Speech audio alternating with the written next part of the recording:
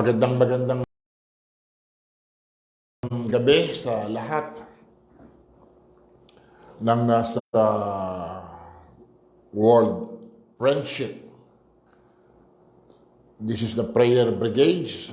Salamat sa pagpapahintulot ng admin kay Ma'am Anchi ng Cebu City at sa lahat ng members dito sa Prayer Brigades. Ako nga pala si Brother Joel Lacinto na naimbitahan upang mag-share ng kabutihan ng ginagawa ng Diyos. Marami akong bagay na dapat ipagpasalamat at itestimony.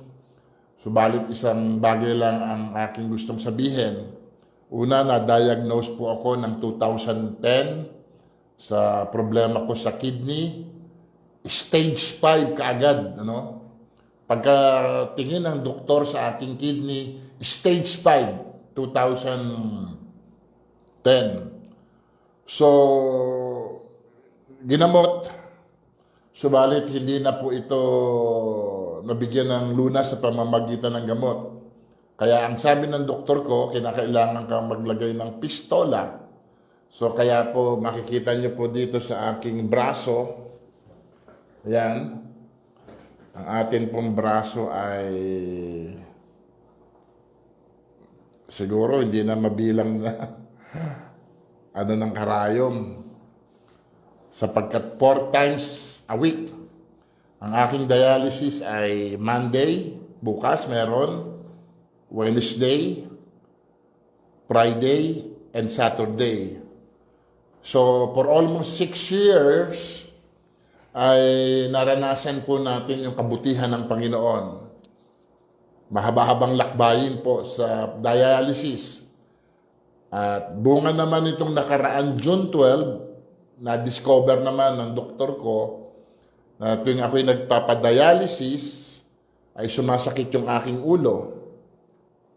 At nang makita nila sa x-ray, meron po namuon na dugo sa aking utak, doon sa aking brain, So, nagpasya ang aking may bahay at sabi ko sa aking sarili, kailangan na talaga ng operasyon.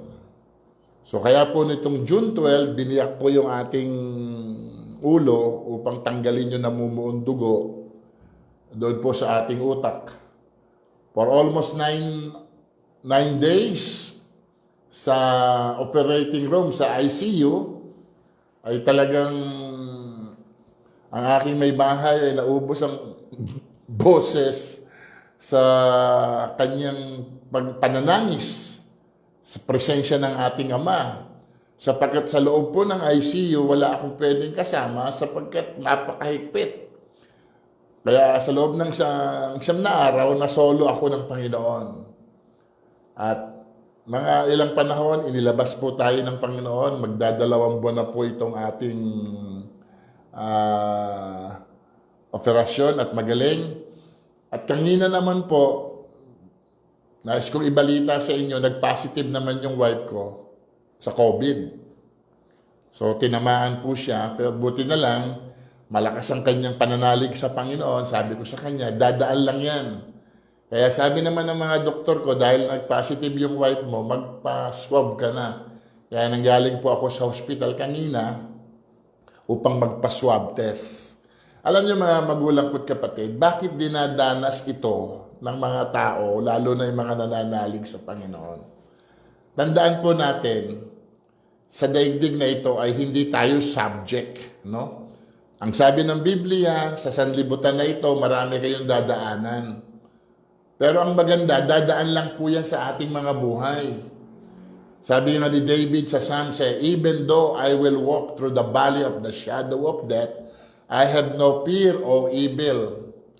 Sa loob ng mahabang panahon na tayo po ay dumadanas ng kabutihan ng Diyos, 3 times tayong na-ICU, buhay, at ngayon ay kalalabas lang uli natin sa operating, buhay. Ano ang pinararating ng Panginoon?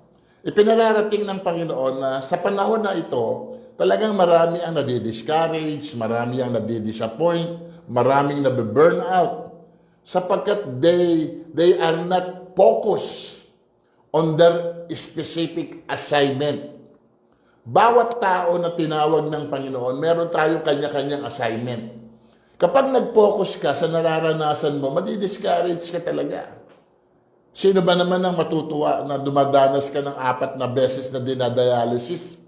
Lunes, Miyerkules, Friday, Saturday o Saturday. Pero hindi tayo nakapokus sa dialysis center o sa mga tusok ng... Dumaan tayo sa mga trials.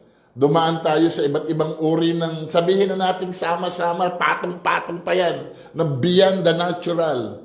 Pero kapag yung assignment ng Diyos ay nasa puso mo, sa isip mo, una, nandoon yung assignment mo because of His righteousness. Kasi ang assignment natin nakapundasyon sa righteousness ng Diyos. Pangalawa, nandun yung peace, nandun yung joy, at active ang Holy Spirit. Yan po ang sabi ng Romans 14 verse 17. So, upang ma-establish tayo sa righteousness, ito yung kanyang nais na maging assignment ng ating buhay. Pangalawa, pag tayo po ay nasa assignment, nandoon po lagi yung mga opportunities, yung mga new ideas, at makikita po natin yung provision ng Panginoon. Hindi lamang yan, ini-establish ng Panginoon yung ating confidence, yung ating security, especially yung mga tumanggap ng assignment mula sa ating Ama. Siya po ang nagpo-provide. For almost 35 years, nakita ko yung provision ng Panginoon. Sa papanong paraan, sa pamamagitan ng mga idea. Maraming mga idea ang Panginoon upang tayo ay maging productive. Kasi maraming tao ang nagsasuffer sa larangan ng pananalapi, sa larangan ng kanilang provision sa buhay because of unproductive. Pag ang tao po ay walang ginagawa, hindi nagpa-function ang kanyang gifts, hindi nagpa-function ang kanyang talent. Kadalasan niya sa mga seminars ng mga company na ating pinupuntahan, isinishare natin sa mga tao ron how to convert your talent into cash. Kasi ang tao, binigyan ng Diyos ng package. Wala pa tayo sa daigdig na ito, inilagay na ng Diyos ang kakailanganin mo sa gitna ng mga pagsubok, sa gitna ng mga sitwasyon na hindi pangkaraniwan. Sa totoo lang po, kung hindi mo talaga nararanasan ang ginagawa ng Panginoon, ay baka sa dami na ng mga kasabayan nating dinadialysis, na minsan pag kinakausap ko nga sila, nalulungkot ako kasi wala na silang focus sa assignment nila. Masyado silang nadi-discourage, nabi-burnout, especially sa hindi po biro ang gastos kapag ang isang tao ay dinadialysis. Sapagkat kapag ikaw po ay napunuan na ng tubig, kasi po ako siguro mga 6 na taon na po ako hindi naiihi. No? Because yung aking kidney, hindi na po siya nagpa-function. Pero tingnan niyo po ang kabutihan ng Diyos. Hindi kayang hadlangan ng anumang uri ng sitwasyon, hardship sa buhay, ang assignment na inilagay ng Diyos sa ating buhay. That's the reason why na lagi ko sinasabi sa asawa ko. Because of His assignment, alam ko na ang buhay natin ay papahabain ng Panginoon. Sapagkat maraming tao nangangailangan ng mga taong naghahanap ng kilos ng Diyos. Katulad ng mga nanonood ngayong araw na ito. Marahil may iba't ibang uri kang problemang dinadaanan. Wala kang ang problema sa sakit at karamdaman. Pero mula nung nag-lockdown, hindi po biro ang mga kumpanyang nagsibaksakan. Kahit ang mga malalaking kumpanya ay bumagsak.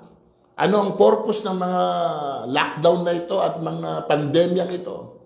Sa anumang pangyayari, lagi nating tatandaan, walang papayagang bagay ang Panginoon na hindi ito makakabuti sa atin. Tandaan po natin, ang Diyos ay naglilinis sapagkat inyahanda ng Panginoon ang kanyang paghahari. At yan ang susi sa ating buhay sa pang-araw-araw, ang pagharian tayo ng Diyos.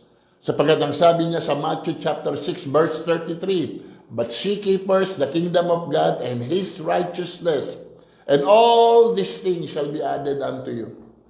Ano ang pinapahanap ng Panginoon upang ma-establish ang ating kalagayan sa buhay, ano man ang ating sitwasyon?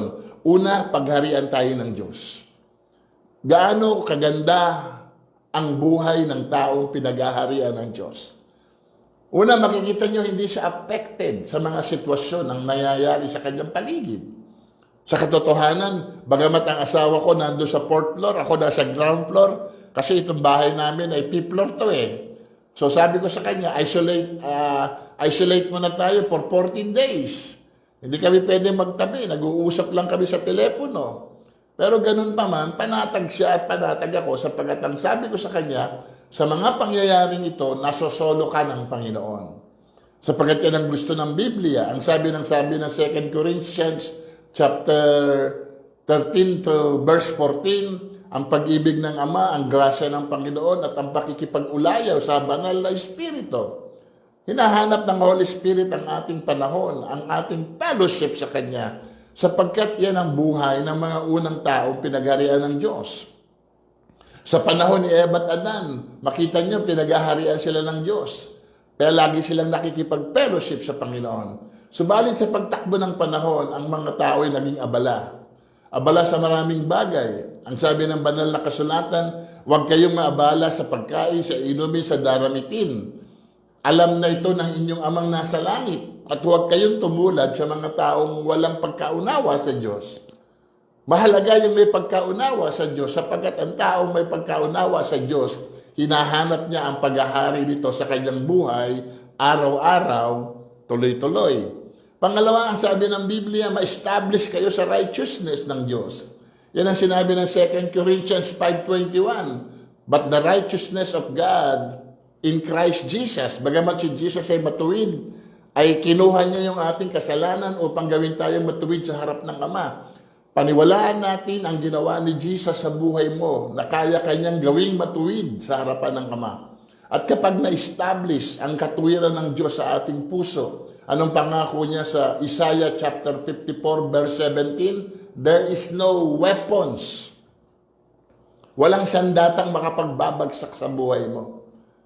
Walang problemang makapagpapagulo sa iyo sapagkat ang kapayapaan ay nagtataglay ng strong confidence. Meron kang kapanatagan sa harapan ng Ama. At iyan ang ipinapaunawa ng Holy Spirit sa ating panahon. Kaya po ngayong panahon na ito na ang tao ay ina-isolate ng Diyos, katatapos na naman ang deklarasyon ng pamahalaan patungkol sa ACQ, anong ibig sabihin? Lockdown.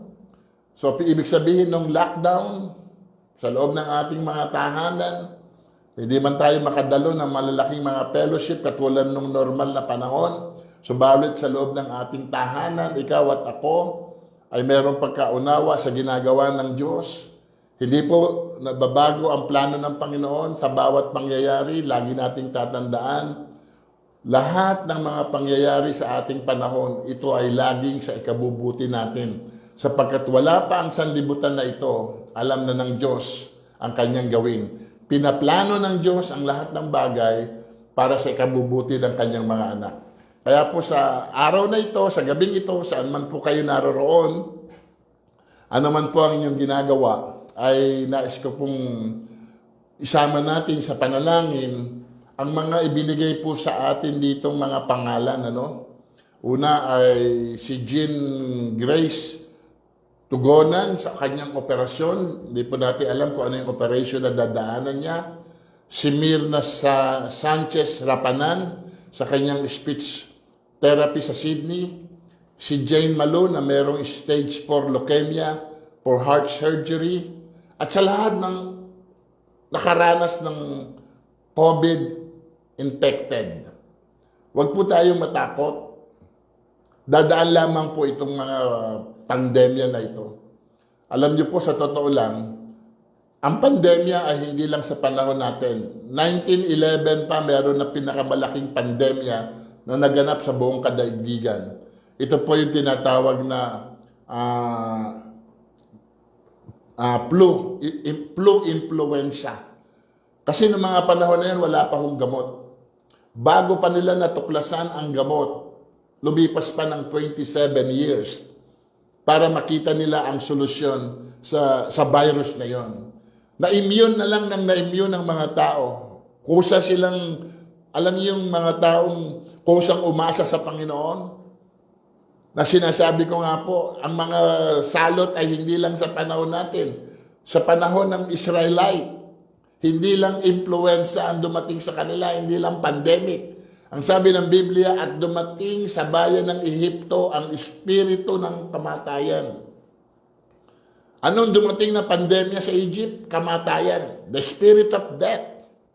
Pero ang sabi ng Panginoon, lahat ng mga nakasunod sa kanyang tagubilin, na magpatay kayo ng guya, o mga gagamit kayo ng dugo doon sa mga bintana o hamban ng inyong tahanan, lumampas po yung espiritu ng kamatayan. At ang lahat ni mga hayop walang napinsala sa bayang Israel. Ganon din po sa panahon ni Shadrach, ni Meshach, at Abednego. For 7 times na pinainit yung apoy na pugon. Nang sabi doon ay itinambog po ang magkakaibigan ito. Mas matindi pa ho yan sa pandemya. Sapagkat yung nagtapon sa kanya ay namatay. Yung mga nagtapon sa kanila ay nasunog. Subalit tingnan niyo po ang proteksyon ng Diyos. Yung may mga assignment sa kanyang harapan. You are protected, you are safe, you are secured, and you are preserved. Ang Diyos lang na mayroong kakayahang mangako ng bagay na ito sa kanyang mga kinikilalang anak. Kung alam mo na ikaw ay anak ng Diyos, alam mo yan. Kilala mo ang iyong Ama because of your experience. We have divine experience sa ating Panginoon. Meron tayong mga divine encounter. Hindi natin maitatago ang gawa ng Diyos. Araw-araw ay makikita sa buhay mo ang gawa ng Diyos sapagkat kapag ang Diyos ay kumilos sa buhay mo, magiging asin ka sa kapaligiran. Magiging liwanag ka sapagkat yan ang sabi ng Bible, you are the salt and the light.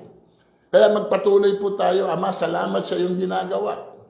Sapagkat ang ginagawa ng ating Ama ay di po maitatago. Saan man tayo naroroong bansa, saan man tayo kinakatagpo ng Panginoon, lagi niyo pong ilalagay sa ating isip at puso na ang Diyos ay nagnanais kumilos sa atin. Kaya nga siya ang may sabi sa Jeremiah chapter 33 verse 3, kung tatawag kayo sa akin. Alam niyo, ito po yung pinakagustong-gusto ng Ama. Merong siyang anak na tumatawag sa Kanya. Hindi dahil sa ikaw ay may kahilingan. Alam na ng Diyos na kailangan nga natin yung ating hinihiling. Pero bakit nagagalak ang Diyos na tayo tumatawag sa Kanya? Nagagalak ang Diyos kapag naririnig niya ang tinig ng Kanyang anak. Ikaw ay nilikha ng Diyos dahil kagalakan Kanya. Mas lalong nagagalak ang Ama sa iyo, hindi lang dahil naririnig niya ang tinig mo kapag ikay tumatawag sa Kanya, nagagalak sa iyo ang Ama dahil ginagampanan mo ang iyong assignment dito sa lupa. Siya ang mag-aangat sa buhay natin. Magugulat ka. Habang ikaw ay gumagampanan sa assignment mo sa ating Ama, ang buhay mo ay pagaan ng pagaan. No? Nakakita na ba kayo ng buhay ng taong pagaan ng pagaan? Sapagkat yung bigat ay inaalis ng Diyos.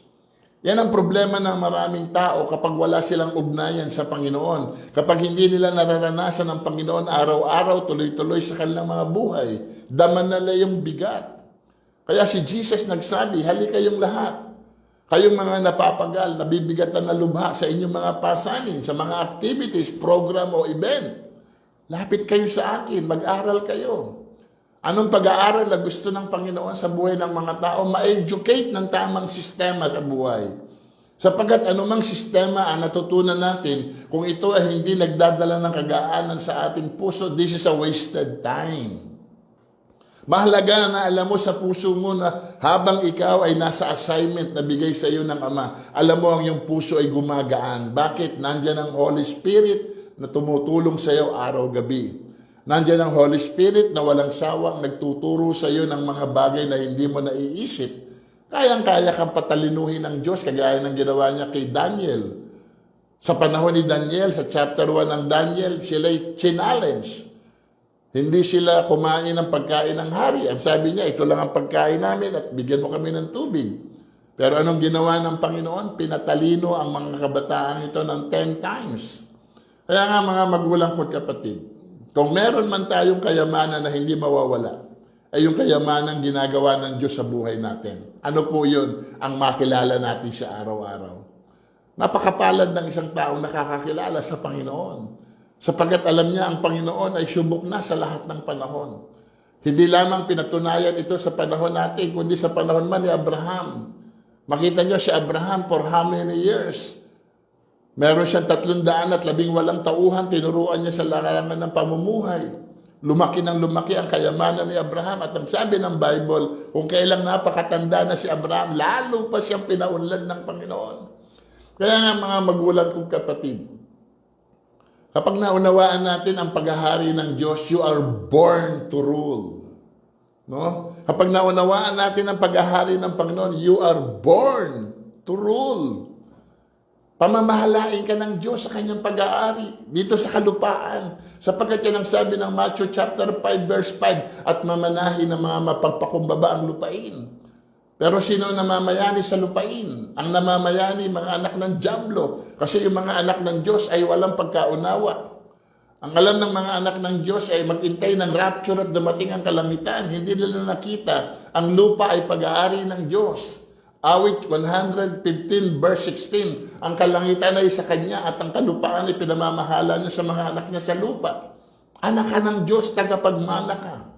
Pero kung alam mo lang na mamanahin mo ay langit, mga kapatid, ang ibinigay ng Panginoon kay Abraham, lupa. Ang sabi niya sa Genesis chapter 12 verse 16, at mamanahin niyo ang lupang ito. At pagkatapos ng 400 years na sila inaalipin sa Egypt, ang sabi ng Diyos kay Moises, ilabas mo ang aking bayan at dadaling ko sa lupain aking ipinangako. Mga kapatid, ang lupain, saan man tayo kinalalagyan ng Diyos, saan man tayo dinadala. You are born to rule. You have the Holy Spirit. Kaya nga sa mga nanonood ngayon, kung ikaw ay guro, gamitin ka ng Diyos na magdala ng paghahari sa buhay ng mga bata, makapag-produce ka, kagaya na na-produce ni Joseph, makapag-produce ka na kagaya ni Shadrach, ni Meshach, Abednego at ni Daniel, upang pagdating ng panahon, sila ay tagapayo ng hari. Kung ikaw man ay nasa negosyante ng construction, madala mo ang paghahari ng Diyos sa construction. Kung ikaw man ay nasa judicial system sa mga huwes, madala ang paghahari ng righteousness. Kung ikaw ay isang pulis, madala ang righteousness sa iyong serbisyo. At lalo na kung ikaw ay isang politiko. Ang sabi ni Joseph sa Genesis chapter 41 verse 33, mahal na Paraon, kung pipili kayo ng itatayo ninyong tagapanguna, pumili kayo ng marunong sa pamamahala at may katalinuhan. Kaya nga mga magulang ko kapatid, nasa atin na po ang lahat. Ang kailangan lang natin ay madiskubre natin kung anong inilagay ng Diyos sa ating buhay. Yes, may dadaanan tayo mga bagay na hindi gusto ng ating sarili. Pero hindi na po yan ang mahalaga. Ang mahalaga sa atin yung assignment na ating tinanggap sa Panginoon upang pag dumating ang kanyang sinabi sa Matthew 25 verse 34, halika kayong lahat na maging tapat kong alipin. Makibahagi kayo sa aking kagalakan at tanggapin ninyo ang aking gantimpala na inihanda ko sa inyo bago palikhain ang sanlibutan. Ano ang inihanda ng Diyos sa kanyang mga anak? Ang kanyang kaharian. Kaya mga magulang ko't kapatid, maging sa prayer ni Jesus, Thy kingdom come, Thy will be done on earth as in heaven. And I declare and I decree, dumating ang paghahari ng Diyos sa lahat ng mga tahanan na nanonood ngayon. Dumating ang paghahari ng Diyos sa iyong sambahayan. Makita mo na ikaw ay nilikha ng Diyos upang manguna. Idinideklara ko at ipinapahayag ko ang lahat ng may sakit ay makomfort ng Holy Spirit. Yes, may mga lungkot kang nararanasan. Pero anong sabi ng Bible sa 2 Corinthians chapter 6 verse 10? Nalulungkot tayo pero nandiyan ang siglang dala ng banal na Espiritu. Ang tingin ng tao, napakahirap natin pero maraming napayaman ng aral na galing sa Panginoon. At lalong sabi ng verse 10, walang-wala tayo ang tingin ng maraming tao, subalit tayo ay masagana sa lahat ng bagay sapagkat ang Diyos ang nagpo-provide. Kaya sa pagkakataong ito, Ama, aming idinideklara at ipinapahayag na sa darating na operasyon ni Jean Grace, kayo po ang mag-take over, ang Holy Spirit, ang kumilos sa mga doktor, ganun din kay Mirna Sanchez Rapanan, kay Jane Malu na nasa stage 4 leukemia for heart surgery. Ama, yung mga dumadanas ng mga matitinding pain, bunga ng mga sakit at karamdaman. Comfort them. Dumating sa kanila na sa kabila ng kanilang nararamdaman ay higit na mas mahalaga ang iyong naisin. That your will be done. I declare and I decree na ang kalooban mo ang mamayani sa buhay namin araw-araw, tuloy-tuloy. Sapagkat walang pinakamataas na pangarap kundi ang kalooban mo. Ang kalooban mo ang siyang maghari sa aming puso araw-araw, tuloy-tuloy. Wala kaming ibang ninanahi sa buhay na ito kundi maghari ka. Mangyari ang kalooban mo sa aming bansa. At sa lahat ng mga sumasabay sa prayer brigades na ito, saan man sila panig ng daigdig, ano man ang kanilang mga posisyon o kalagayan sa buhay, iangat mo sila, Panginoon. Kung papaano inangat mo si Joseph sa harapan ng paraon at naging gobernador, gawin mo rin ito sa aking mga kababayang Pilipino. Saan man sila mga bansa, pagkalooban mo sila ng 10 ibayong karunungan ng bawat salitang bibitawan nila sa kanilang mga nasasakupan at sa mga taong namumuno sa kanila ay makita ang iyong kamangha-mangha larawan na ginagawa mo sa mga taong ito. Yes, Father God, we are the carrier of the image and likeness of my Abba Father. Ama, salamat at ginagawa mo kaming tagapagdala ng iyong kaluwalhatian sa lupa. Tagapagdala kami ng iyong imahe. Tagapagdala kami ng iyong pag-uugali because we are the divine partaker of divine nature. O God, salamat sa ugali mo na lagi naming ninanasa sa buhay na ito na ang patuloy na pagpapakumbaba at pagpapakaunawa ng iyong mga bagay na hindi naunawaan namin sa unang panahon ay iyong ipinapahayag, Ama. Ama, salamat. Aking idinideklara at ipinapahayag na mabuksan ang bawat kaisipan na maging productive kami sa iyong kaharian.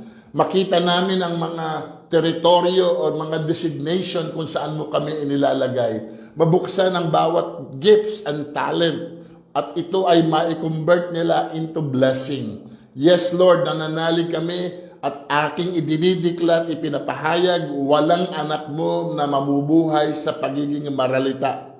Hindi mo papayagan ang aming isipan ay mabihag, lalo na yung isipan lumaki sa maliit na pag-iisip. Ama, we have the mind of Christ. Yan ang sabi mo sa 1 Corinthians chapter 2 verse 16. We have the mind of Christ. Salamat sa kaisipan na galing sa Panginoon. Na dahil dito ay nakikita namin ang pabor mo araw-araw. Kahit kami natutulog, ay ginagawa mo ang iyong pabor. Sa lahat ng mga kumpanya na kasalukuyang apektado ng pandemyang ito, Panginoon, huwag silang ma-discourage. Huwag silang masiraan ng loob. Masumpungan nila ang iyong assignment na inilagay sa kanila because your assignment is open and new territories beyond our domain. Because our assignment, nare-release na ang iyong confidence, ang iyong security at provision na galing sa ating Ama. Ama, maraming salamat kay Sister Leonora Dato na nag-invite upang ma-share ko ang iyong kabutihan dito sa samahang ito. At salamat din sa ADMI mula sa Cebu City kay Ma'am Anchi. Salamat sa buhay nila. Salamat din kay Lily Lorna Dato Arcaya is watching. Salamat din sa buhay ni Bishop Lito Togonan is watching. Ama, sa mga taong ito na patuloy na nagpapagamit sa ikaluluwalhati ng iyong pangalan, salamat sa mga buhay nila. Nawa ang buhay na ito ay lalong maging nagniningning katulad ng iyong nais. Pagniningin mo ang aming buhay sa gitna ng kadiliman, sapagkat ang ningning mo ay hindi kayang daigin ng kadiliman na pwedeng dumating sa buhay ng tao. Ama, salamat sa iyong pagpapatibay, pagpapatatag, sapagkat ang taong pinatibay mo ay hindi kayang ibagsak ninuman. Ang mga taong pinatatag mo ay mananatiling matatag habang ikaw ay kanilang hinihintay. And Father God, I declare and I decree, let your kingdom come and let your will be done on earth as it in heaven. Thank you, Father God. Ang lahat ng kapurihan at kaluwalhatian ay sa iyo. Ama, salamat sa kagalingan ng aking may bahay na walang magagawa ang COVID na ito. Hindi po siya maapektuhan ng anumang bigat, kundi dadaan lang ito. At pagkatapos nito ay kanyang luluwalhatiin ang iyong dakilang pangalan sa lahat ng nakaranas ng infected ng COVID na ito, Panginoon. Kayo lang ang nakakaalam kung hanggang kailan mawawala ito. Marami na ang nanalangin, 2 taon na mula ngayon. Subalit nandyan pa rin siya. Pero ang aming paninindigan, nandyan man ang COVID o wala dyan ang COVID, protektado ang mga anak mo. Walang takot ang aming puso at kaisipan sa lahat ng pandemya. Magsama-sama man ang lahat ng pandemya sa daigdig, ititindig mo ang mga anak mo sapagkat ikaw ang tunay na may-ari sa aming lahat. Wala kaming kakakamba ni ang balahibo namin na hindi tatamaan ng anumang pinakatatakutan ng marami. Ama, alisin mo ang takot sa puso ng iyong mga anak. Sapagkat ikaw ang may sabi, there is no fear in love, but perfect love casts away fear. I declare and I decree the perfect love of our Father is released right now. Yes, lahat ng naghahanap ng kapanatagan sa buhay na ito, saan man kayong tahanan, dakdan kayo ng pag-ibig ng ating Ama, sapagkat ang pag-ibig ng ating Ama ang pumapawi sa lahat ng takot at pangamba sa buhay na ito. Mabubuhay kang may kapayapaan at kagalakan araw-araw, tuloy-tuloy. Marami pong salamat. God bless you.